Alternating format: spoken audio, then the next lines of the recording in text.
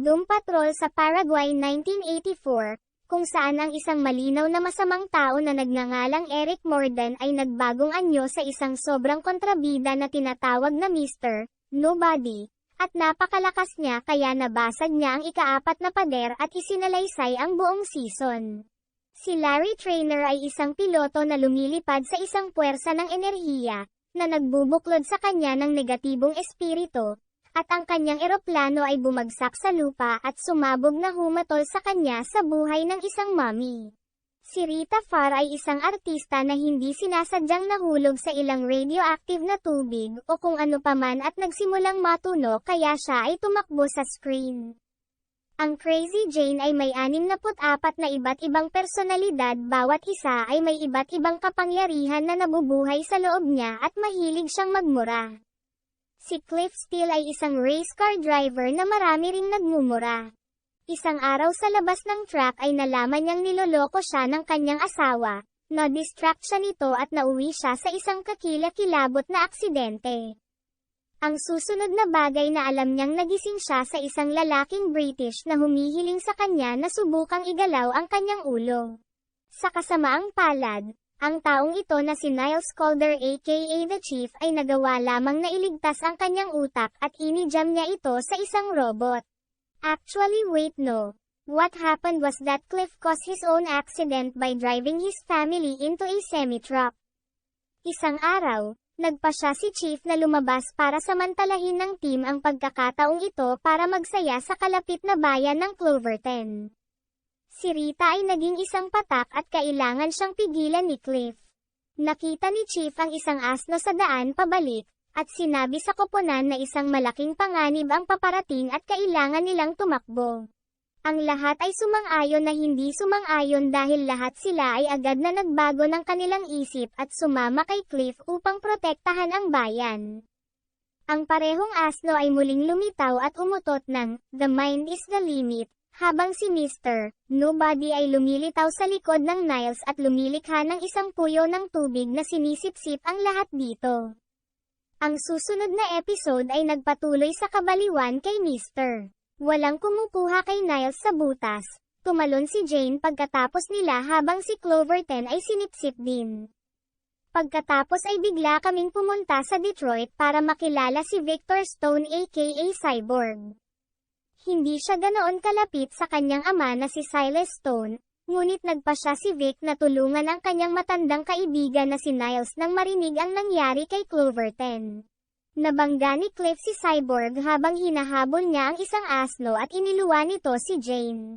They start asking her what she saw in there but she's like I don't know, asked Katie.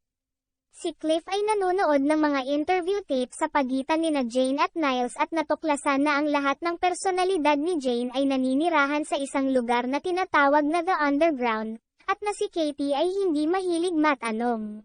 Iyon mismo ang ginagawa ni Cyborg at nag-trigger ito ng isang cool na eksena sa pakikipaglaban kung saan nakakita kami ng isang ang grupo ng kanyang mga persona ay umaatake sa koponan gamit ang mga bagay tulad ng mga bola ng apoy at mga salita. Tinatapos ni Cyborg ang mga bagay-bagay sa pamamagitan ng paglalagay ng katawan kay Jane at pagkulong sa kanya sa isang silid. Nang maglaon ay nalaman nila na ang asno ay talagang isang pintuan kaya lahat sila ay pumasok sa loob at nagsuot ng mga headphone para marinig nila si Mr. Walang nagsasalaysay tungkol sa kanilang buhay. Ngunit ang negatibong espiritu ay nagligtas sa lahat at sila ay lumabas muli kasama si Cloverton.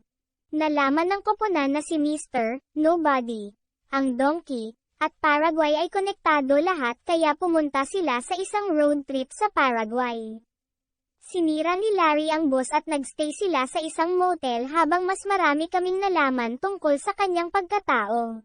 Dahan-daang lumayo si Larry sa kanyang asawa at mga anak, ngunit hindi rin niya makakasama ang kanyang partner na si John Bowers dahil hindi tinanggap ang homosexuality noong panahong iyon. Pagkatapos ng kanyang aksidente kinuha ng kanyang asawa ang mga bata at iniwan siya, at sinabi niya kay John na magpatuloy habang inihiwalay niya ang kanyang sarili sa mundo. Kinabukasan, Ang isa sa mga personalidad ni Jane na tinatawag na Fleet ay nag-teleport lamang sa kanila sa Paraguay at sumakay sila ng bus papuntang Fochtopia. Nalaman nila na si Von Foch ang taong nagpabago kay Eric Morden sa Mr. Walang sino man, ngunit pinutol ni Niles ang pagbabagong anyo upang bumaril ng ilang bala bago siya kumuha ng isang bagay at umalis. Ang taong ito na Von Foch ay buhay pa dahil ikinabat niya ang isang tubo sa kanyang leeg at gusto niya ang kapangyarihan ni Jane, ngunit sa wakas ay pinatay nila siya at lahat sila ay umuwi sa isang jet na ibinigay ni Silas sa Cyborg.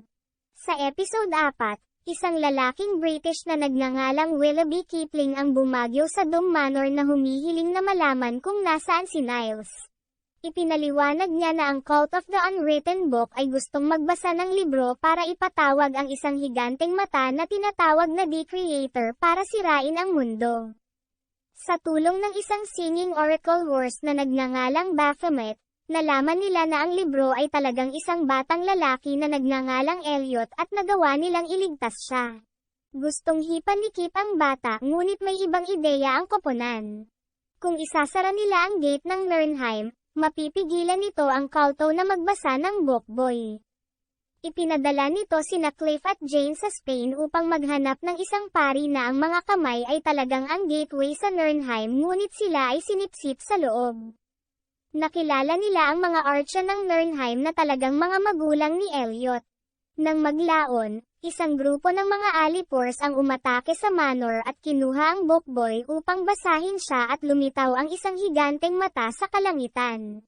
At nagsisimula itong kumukurap ng mga bagay na wala na. The chief returns and he explains that he's working with Mr. Nobody dahil kung matatapos ang mundo paano magkakaroon ng epic season finale. Ang kanilang plano ay lumikha ng kanilang sariling higanteng mata at iligtas ang araw. Para magawa ito, kakailanganin nila ang isang partikular na bersyon ng Jane upang lumikha ng kulto ng muling isinulat na aklat upang ipatawag ang Recreator.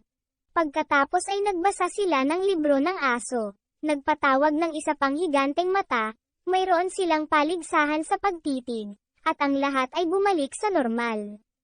Sa pag-iwas sa sakuna, si Mr. Nobody ay nagpapabagal ng oras upang bawiin si Niles, ngunit ang arm cannon ng cyborg ay hindi idinisenyo upang mag-charge sa slow motion kaya ito ay sumabog. Inactivate ni Cliff ang signal ng SOS at sinimulan nitong itayo muli ang kanyang braso, at huminto si Jane upang tanungin kung ano ang Doom Patrol. Pumasok si Rita sa silid na nagtatanong kung bakit nila sinasaliksik ang Doom Patrol. Ang Doom Patrol ay isang grupo ng mga superhero mula sa 50s at si Rita ay romantikong nasangkot kay Stephen Dayton aka Mento, na tumulong sa kanya na kontrolin ang kanyang mga kapangyarihan. Ini-teleport sila ni Fleet sa isang paaralan kung saan nagtuturo ang mga dating superhero ngunit may isang bagay na hindi tama. Lumalabas na ang team ay lumaban at natalo kay Mr. Nobody at nadisband. Ginamit niya ang kanilang sariling mga takot laban sa kanila upang sirain ang kanilang kalunos-lunos na maliliit na pag-iisip at lahat sila ay matanda na at mahina at may sakit sa pag-iisip sa pagpapakita ni Mento ng isang ilusyon ng isang paaralan. Natuklasan ni Cliff na buhay pa ang kanyang anak na si Clara at tinutulungan sila ni Cyborg na ay konekta sila sa social media pagkatapos na paganahin ni Silas ang privacy mode sa pagkakataong ito at hayaan siyang mamuhay ng sarili niyang buhay. Sa kalagitnaan ng season, nagpasya si Vic na oras na para sa ilang therapy ng grupo. Kailangan nilang pag-usapan at buksan ang kanilang mga problema kung gusto nilang talunin si Mr. Nobody at hindi mauwi sa Doom Patrol. Talaga, lahat ng tao ay may nakaraan ng pagiging isang hindi karapat-dapat at outcast. Hindi sila kabilang at kailangang itago ang kanilang tunay na sarili mula sa mundo. Ang pangalang Rita Farr ay isang stage name lang. Larry had been living a life of fear and lies because of his homosexuality. Vic has to go through every day with the burden and guilt na pinatay niya ang kanyang ina. Jane had a abusive father and never naranasan kung ano ang gusto nitong mapabilang at mahalin, at gusto lang ni Cliff na makasama ang kanyang anak na babae. Sa katunayan, galit na galit siya kaya nagmaneho siya palabas para makita si Bump na nagtatanong kung nasaan si Clara. Ngunit pinasabog siya ng isang shotgun at lumalabas na ang buong bagay na ito ay isang guni-guni at nakikipaglaban siya sa koponan. Nagpatuloy sila sa kanilang sesyon ng therapy ng grupo ngunit nagtatapos ito sa pagkakaroon ng pagtatalo nina Jane at Cliff at muling hinampas siya ni Cyborg sa lupa. Lumabas mula sa kanyang bibig si Admiral Whiskers at gumapang palayo. Nalaman namin na gusto niyang maghiganti sa koponan para sa pagpatay sa kanyang mga magulang kaya gumapang siya sa Cliff ng mas maaga sa araw na iyon at sinimulang guluhin ang kanyang mga circuit. Nagsisimula ang ika-8 episode sa pagtakbo ni Agent Morris Wilson sa isang kagubatan, at tumakbo siya sa isang kalye sa gitna ng kawalan at nawala. Dumating ang isang pakete sa Dome Manor mula sa isang address na tinatawag na Danny Street kaya nagpasya silang pumunta doon. Pagdating, nagsimulang mag-animate ang kalye at itinuro sila sa isang club. Doon nila nalaman na si Danny ay isang genderqueer sentient na kalye at nag-aalok ng tahanan sa mga itinaboy ng lipunan. Si Danny at ang mga Danizen ay tumatakbo mula sa Bureau of Normalcy, ang parehong mga tao na dumukot at nag-eksperimento kay Larry noong mga nakaraang taon. Hindi ako sigurado kung paano mo masusubaybayan ang isang sentient na kalye na maaaring mag-teleport sa buong mundo ngunit ginagawa nila at nagpasya ang mga Danizen na sapat na silang tumakbo mula sa bureau at nagpasyang tumayo. Si Morley na talagang si Agent Morris Wilson ay nagbigay ng magandang pambubugbog sa kanyang dating partner, sinuntok ni Larry ang hangin, at pinaalis sila ni Danny na may dalang comics. Samantala kasama sina Cliff at Rita, isa sa mga pinaka-nakakalason na personalidad ni Jane, na angkop na pinangalanang Karen, ay nagpapakita ng sarili at siya ay impyerno na pakasalan ang lalaking ito gamit ang kanyang kapangyarihan sa pagkontrol sa isip. Sa kasal, si Jane ay naging sobrang psycho at siya ay kinalagkad palayo sa The Underground na nag-iiwan ng isang walang buhay na katawan. Dinadala tayo ng episode siyam sa The Underground at makikita natin ang lahat ng personalidad ni Jane na ipinapakita. Paulit-ulit nilang sinasabi sa kanya na dahil siya ang pangunahin kailangan niyang nasa itaas upang mapanatili ang balanse kung hindi ay gumuho ang buong lugar at lahat sila ay mamamatay o kung ano paman. Sa totoong mundo ang negatibong espiritu ni Larry ay nagsisilbing tulay para makapasok si Cliff sa The Underground. Matapos mag-aya, bugbugin, at ikulong sa kulungan, sinuntok niya ang kanyang paraan palabas. Nalaman niyang si Miranda ay dating primarya hanggang sa tumalon siya sa balon at iyon mismo ang pinupuntahan ni Jane ngayon at kailangan niya itong pigilan. Pagkatapos ng mahabang paghabol ng gansa kay Jane sa pagsasabi sa kanya, sa wakas ay napunta sila sa balon. Tinalo nila ang huling amo na kanyang mapang-abusong ama at bumalik sa totoong mundo. Noong 1913, si Niles at ang kanyang partner na si Alistair ay nag-iimbestiga ng isang hayop para sa Bureau of Oddities. Nagkaroon sila ng kaunting problema at si Niles ay iniligtas ng isang walang kamatayang Neanderthal na nagngangalang Slava. Sila ay umibig at nalaman niyang kontrolado niya ang halimaw. Isang araw ay bumalik si Alistair at sinabi niya kay Niles na tinatawag na sila ngayon na Bureau of Normalcy at ang kanilang misyon ay puksain ang anumang bagay na kakaiba, tulad ng Slava and the Beast. Upang itapon ang Bureau, pinangunahan siya ni Niles sa kanyang kamatayan at bumalik sa Bureau na nagsasabing walang dapat iulat. Sa kasalukuyang araw, kinukuha ng Bureau ang Beard Hunter, na maaaring masubaybayan ang mga tao sa pamamagitan lamang ng pagkain ng kanilang buhok. Pinasok niya ang Dome Manor at kinakain ang ilan sa buhok ng hepe ngunit pinigil siya nina Cyborg at Rita para sa isang interogasyon. Siya ay lumayo at kalaunan ay napunta sa isang kakaibang lugar at lumitaw ang halimaw sa likuran niya. Nagpasya si Cliff na kailangan niyang pumunta doon para sa kanyang anak pagkatapos mamatay si Bump sa isang alligator. Sa sandaling dumating sila, nalaman nila kung gaano kahalaga si Bump sa kanya, at nagpasya si Cliff na kailangan niyang patunayan ang kanyang pagmamahal sa kanya sa pamamagitan ng pagkuha ng relo na ibinigay niya sa kanya, na ibinigay niya kay Bump, na ngayon ay nasa loob ng alligator. Sa kasamaang palad, nabigo siyang makahanap ng lakas ng loob na makipag-usap kay Clara at iniwan ang relo sa mesa.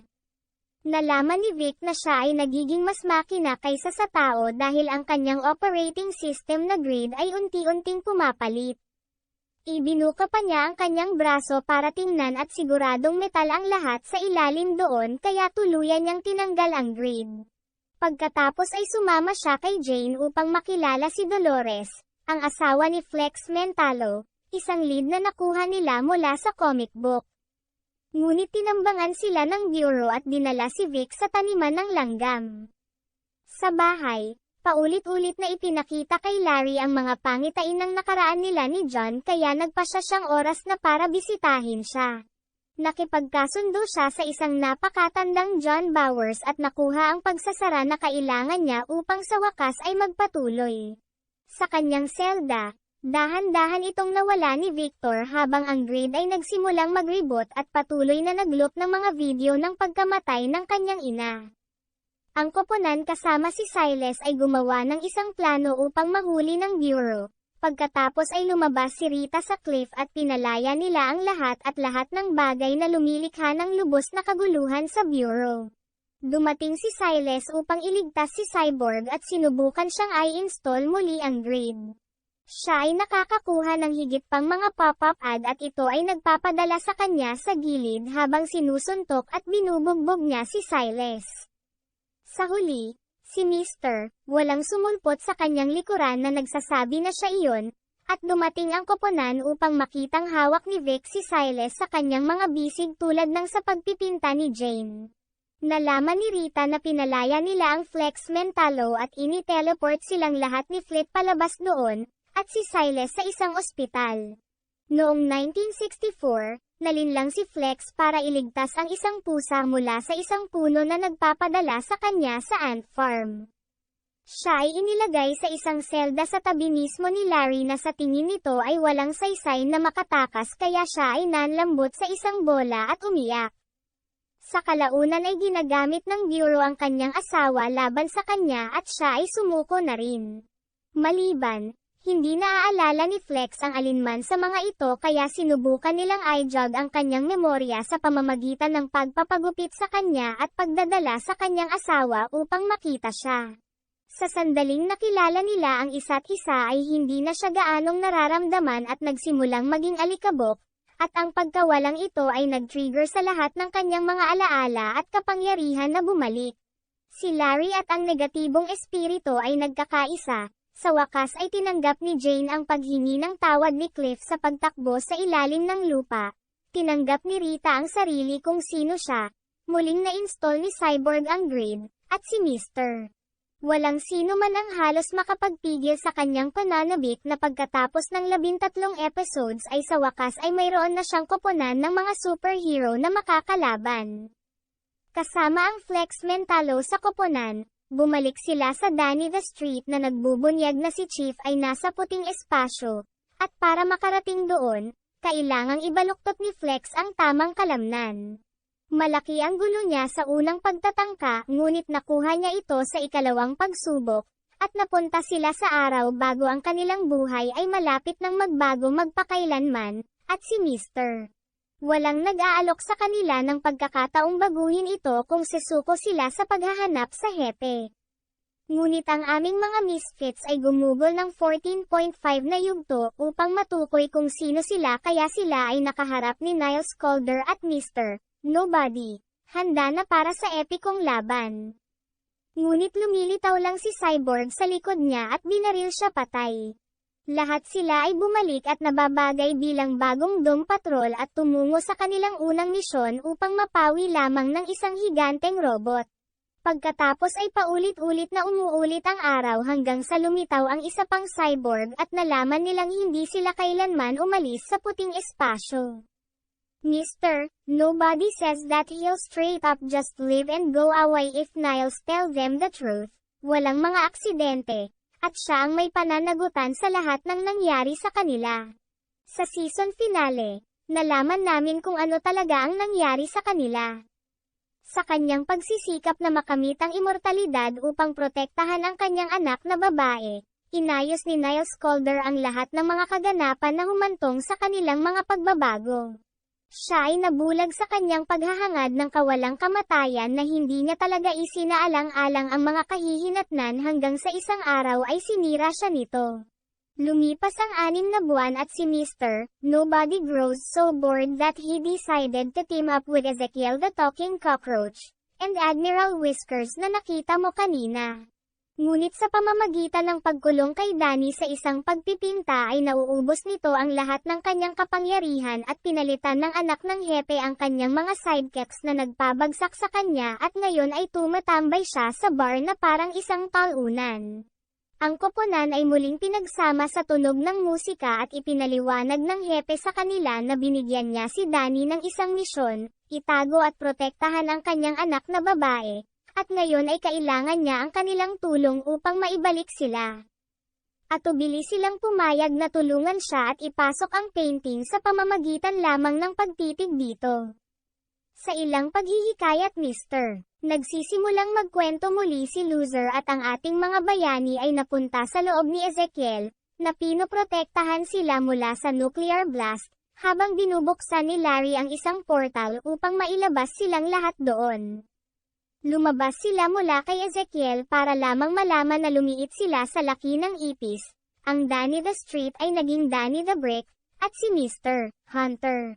At sa kainaitan ng lahat ng ito ay nagawa nilang makuha ang kanyang anak na babae at ipinakilala ni Niles Caulder si Dorothy Spinner sa koponan. Maraming salamat po sa panonood.